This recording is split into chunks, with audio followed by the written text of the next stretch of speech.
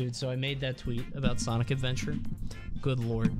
I know what's gonna happen every time I do it, but I still love doing it. Mario and Sonic fan came back, and he's responding to every tweet individually again. And then this other guy is just like, you sound like a total asshole. Yeah, you're a dickhead. You're a total piece of shit. And I'm like, that's a very weird thing to say to somebody on the internet. Like, you don't know me. Why do you feel comfortable talking this way to people online? It's very weird. I just don't get why people think that, like, somebody wants to hear their opinion about a Sonic game beyond a tweet. There's a large number of people that were, like, linking me YouTube videos and shit. Like, no, watch this. Watch this, you gotta understand. That's what I was talking about with the Sonic fandom, though. It's weird that, like, so many of them are so deferential to, like, YouTubers. It's very clear, like, you know, they like a Sonic game, and instead of just feeling that way, they feel like they need somebody on the internet to tell them they're right. That's such a weird instinct. But I guess that's the economy that GameSpot and IGN are based on, so who the fuck am I, right? I briefly fell down a rabbit hole of YouTube voice coaches reviewing singers from bands I like and, of course, universally praising them, same as the Sonic stuff. I mean, like, the internet is just a constant... It's a machine for validation. That's at the center of everything, right? That's at the center of social media, and that's why people want to... It feels good to get people to interact, and the easiest way to do that is to tell them what they already know. You feel me? I think there's a real thing on the internet, and there's a marketplace for people who just want to be heard. And you can make a living on YouTube regurgitating the obvious shit. Is it always going to hit? No, because everybody's going to do that, you know? But therapy sounds like it does good for everyone, decide regardless if you have depression or not. I've considered therapy. Before, I was in a position where when you work at a white-collar job and you're sort of a cog in the machine, you're a drone bee like I was, it's very easy to be like, you know, this is it. You're happy. You did the thing. You have fulfilled your obligation. You went to college, you got a degree, you have a stable career, it will keep giving you minor raises, and if you don't want to go into management, this is it. And you know, it's very fine to feel satisfied that way, and it's very easy to feel sated. But now I'm in a career where it feels like the floor is always shifting, which is good in a lot of ways. It's keeping me engaged, it keeps me interested, but I'm constantly fighting with this sense of not doing enough, or a sense of, like, guilt for doing what I'm doing. Seeing successful, or people that I think should be successful, fail. Seeing people that I think are hacks succeed. The content life is it's a difficult one. Not to say that what I'm doing is any better, don't get me wrong. I'm very happy doing what I'm doing. But YouTube definitely rewards a certain style, which is, I think, why I'm always going to be more of a streamer than a YouTuber. But I've considered therapy. Try to understand why I have this feeling of guilt for doing what I'm doing, you know? I'm just glad I feel like I've avoided a lot of pitfalls that a lot of other streamers have, and it's probably just because I'm not big enough, but like either parasocial people or getting too attached to fans. The fucking streamers that are DMing people constantly, like, you know what I mean? Like, there are weird things that go on in the streaming world, and I always try to keep a healthy, you know. Don't get me wrong, I like you guys. I love you guys. But I love you as a group. And I have the advantage of not being such a big streamer that I don't know you guys individually. You know what I'm saying? Like, I know you guys based on how you type. Family seems to help with that boundary. I don't know if it's a family thing or if it's an age thing. I've said this before. The internet to me is not the same. I think if you've grown up with the internet and you're, like, young, you may be a little bit more flippant about it. I think people with or who had shitty home lives latch on to content creators more. It's impossible to say.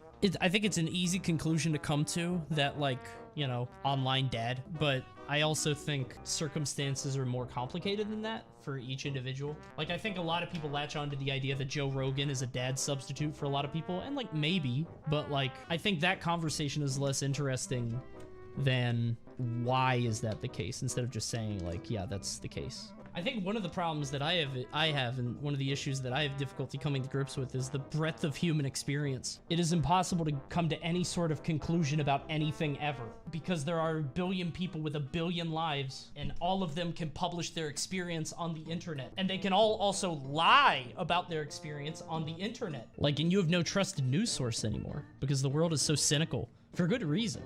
I use Twitch as something to keep me occupied while working or something in the background. Yeah, me too. I always have Twitch on my second monitor. I don't actively watch Twitch really, which I think may hold me back as like a creator, because like I don't watch trends on YouTube or Twitch or anything. I'm just like, I just do shit I think is cool, you know? Which is like fine, but it's fine for a niche group that also thinks that's cool, as opposed to like a broader group. I got very lucky with Fall Guys because I was into that and it was a phenomenon. But Among Us was like, I didn't really like it. Like, it's fine, but I'm not, you know, not going crazy, you know? Twitch is a platform for business versus networking versus entertainment versus socializing are all very different beasts. Yeah, I think it's a weird thing because like some people treat content and Twitch and stuff like as a job. Like that's your method of income. And I don't really do that, but at the same time, I feel like I'm somewhat obligated to do that. But more important to me than anything is having people to play games with. Shit like Men of Medan and Harvester and shit like that. That's the most important thing. The FMV streams are my fucking favorite, I think. I love FMV so much because it represents a time in history that was like so optimistic. The 90s, they were like, games can be movies, watch, and they just put out shit. And they knew it was shit, but they were like, these will be better later. It's just like, it's a period of 90s just like, things will be better. You know? Like, in the very distant future. And people thought video games would be movies. I can't wait for the once a year CONEY 1 hour video essay about some random trend when he was a kid. Dude, I was talking with Vince about this. So I had an idea with talking about like pizza stuff, pizza games, Noid and Pizza Demo Dish, shit like that. Some esoteric bullshit, right? And then literally, Donkey talks about food games. Not to say that that's like a novel concept, but that's happened to me 3 times now, where I've thought about something, I've been like, I kind of want to do something about this, and then fucking Donkey, of all people, does it, you know? You're too slow. I found a rabbit hole today of YouTube people saying, like, Donkey is a bad video game critic. It's like, what? What the fuck are you talking about? Who cares? One trend that I hate on YouTube is critique. There's a whole vertical of YouTube critics who are just fucking 20-somethings in their basement who feel empowered to give advice to people who have likely run into all the same issues they're talking about and considered them and went down a different route. It's probably because of the people who regurgitate critiques like gospel to seem smart. Oh, yeah. I mean, like, there's a big issue with audience, and there always has been. It's the same as the fucking Ego Raptor shit, when he would, like, say shit about, I don't know, Ocarina of Time or Mega Man X, and everybody would just treat it like gospel. Don't get me wrong, I'm not excusing fans, but he's not responsible for that. Didn't Angry Video Game Nerd get created as a parody of those kinds of people? I don't think so. I think he was before all that. I think Nerd was more... I don't think he was a parody of those people as much as he was a parody of just the general long play, or the let's play crap. You know what I mean? Like, I don't think it was quite so highbrow. But maybe. I mean, I don't remember. I think he was too early for that, though. The weirdest thing to me about the online age are the amount of people who fall into the same trap falls as, like, normal celebrities, which is, like, taking advantage of your audience, and whether that's, like, you know, in a predatory way, or, like, in a...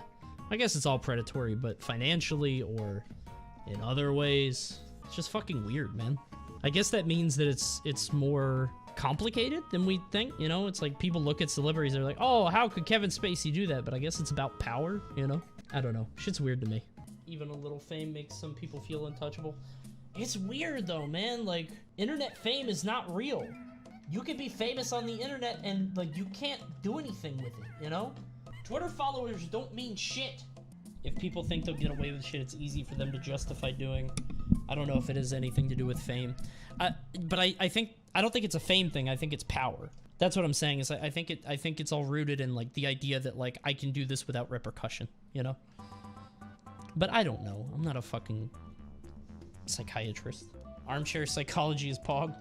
I fucking minored in psychology. I wanted to be a therapist. I wanted to do psychology. And then I became misanthropic. I don't know when it happened, but I just cared less and less about people. I was like, I don't want to do that anymore. My wife and I are around your guys' ages, and we love your stream, YouTube. Oh, thank you. Thank you very much. It's weird to me, like, that there are so many people out there that I don't know about. So reading stuff like that means a lot. Thank you very much. It's weird how the goalposts change when you do content shit. I remember thinking, you know, once I hit 10K subs, I'm going to be at a good spot on YouTube. And now it's like, for me to hit 10K on a video, that's like a great video. And I'm like excited. But now if I hit 10K, I'm like, that's fine. The goalposts always change in the pursuit of numbers, you know? And I feel like I'm at a stage in my life where I can avoid that feeling. But I feel like I see why other people get sucked into it. You know what I mean? That's so weird to